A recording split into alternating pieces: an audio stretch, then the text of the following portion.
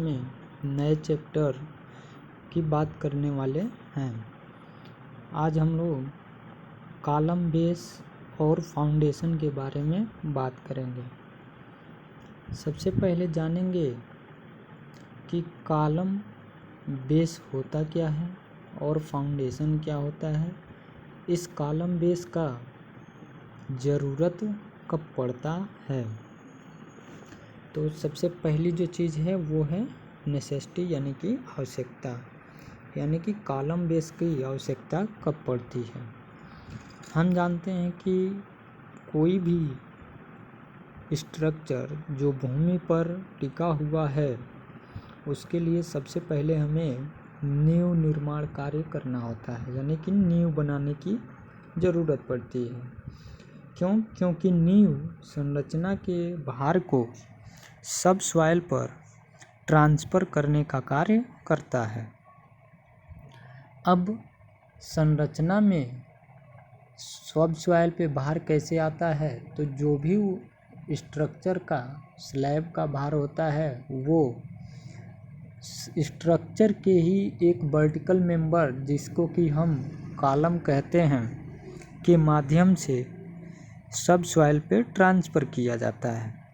तो यानी कि संरचना का ऐसा ऊर्ध्वाधर भाग जो कि केवल और केवल संपीड़न लोड को बियर करता है कॉलम कहलाता है।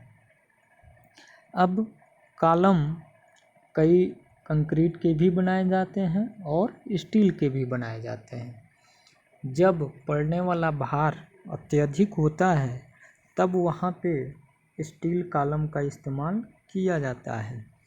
स्टील कॉलम आई सेक्शन या आई सेक्शन और अन्य सेक्शनों को आपस में जोड़ करके भी बनाया जाता है, जिसको कि हमने कॉलम वाले चैप्टर में पढ़ चुका है कि किस तरीके से कॉलम को बिल्टअप करके भी बनाया जाता है और आई सेक्शन इस्तेमाल करके भी बनाया जाता है। तो सबसे पहले अब हम जानते हैं कि जो भी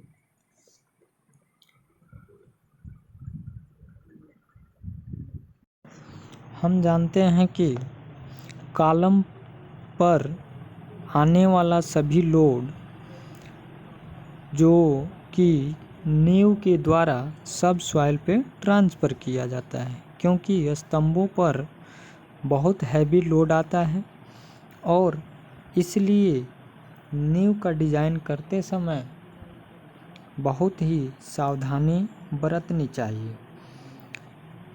कॉलम का जो फाउंडेशन होता है वो सामान्यतः कंक्रीट अथवा ईंट चिनाई का भी बनाया जाता है। अब जो नींव है, नींव का क्षेत्रफल इतना अवश्य होना चाहिए कि नींव में उत्पन्न इकाई प्रतिबल सब सॉइल पर सुरक्षित रूप से धारण किया जा सके, यानी कि उस पर ट्रांसफ़र किया जा सके। अब जब हम स्टील कॉलम का इस्तेमाल करते हैं,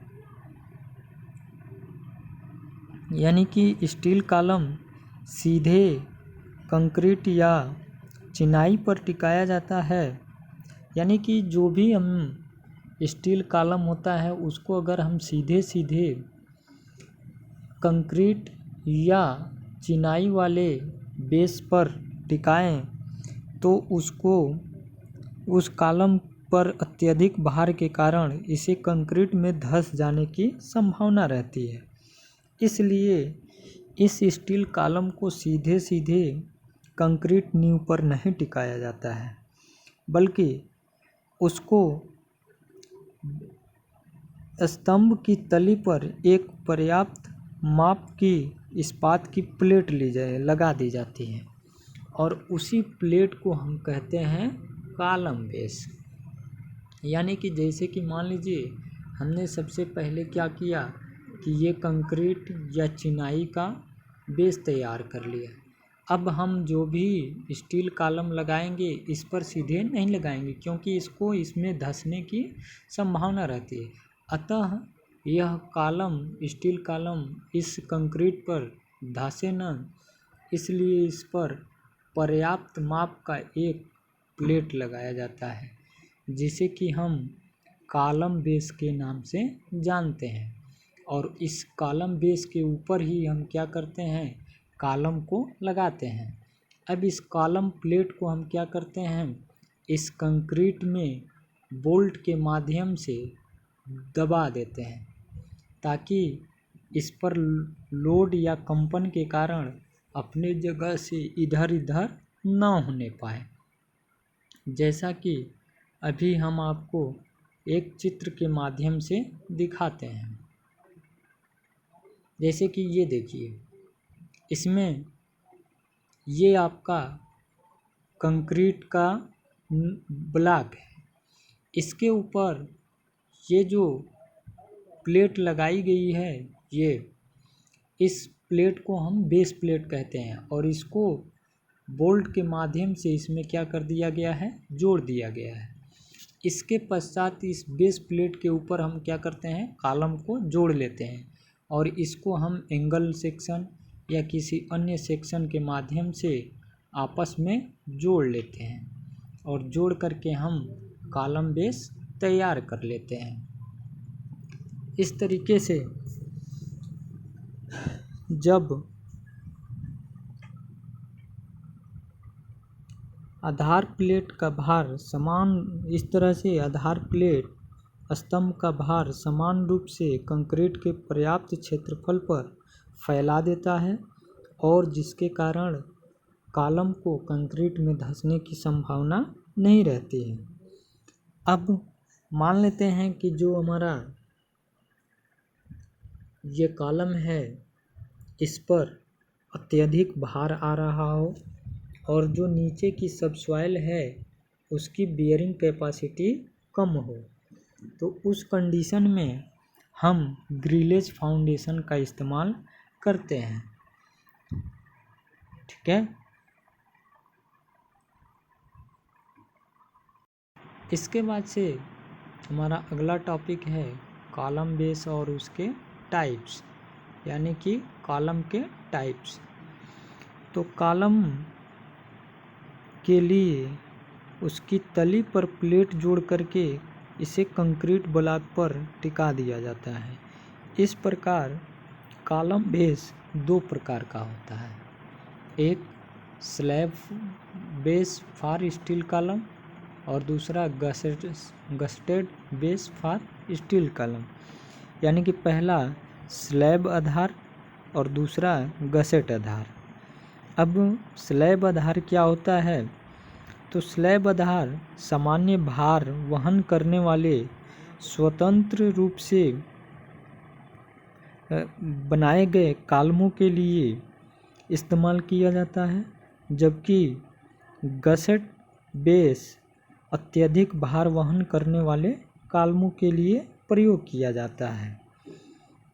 गसेट आधार में स्तंभ का भार गसेट प्लेटों व फ्लैंज एंगलों द्वारा आधार प्लेट पर अंतरित होता है, यानी कि ट्रांसफ़र होता है, जबकि स्लैब आधार में कॉलम का भार सीधा आधार प्लेट पे ट्रांसफ़र होता है।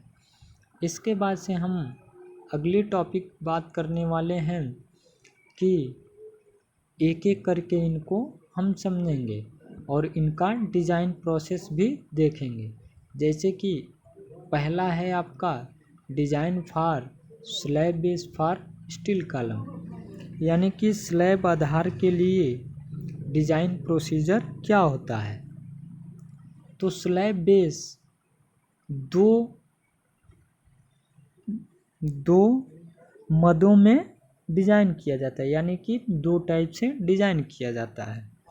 पहला जो डिज़ाइन किया जाता है उसमें वो होता है बेस प्लेट का डिज़ाइन और दूसरा आपका होता है कंक्रीट ब्लॉक का डिज़ाइन। तो इनको हम इनके प्रोसेस के बारे में अलग अलग पढ़ेंगे। उससे पहले जानते हैं कि बेस प्लेट का क्या होता है और कंक्रीट ब्लॉक क्या होता है। तो देखिए, जैसे कि इसमें दिखाया गया है, ये जो कंक्रीट होता है इसको यानी कि आधार प्लेट क्या होता है, तो कॉलम के परिच्छेद को दृष्टि में रखते हुए आधार प्लेट वर्गाकार भी हो सकता है, आयताकार भी हो सकता है या गोलाकार भी हो सकता है। और आधार प्लेट पर्याप्त दृढ़ होना चाहिए ताकि इसमें कोई डिफ्लेक्शन न होने पाए। और आधार प्लेट के ऊपरी सतह तथा तली कॉलम की तली को मशीनिंग करके संपर्क पूर्ण सतह बना दिया जाता है। इसके बाद से है कि हम कंक्रीट ब्लॉक का डिज़ाइन कर लेते हैं। तो इनके प्रोसेस के बारे में हम अगली वीडियो में देखेंगे। आज के लिए बस इतना।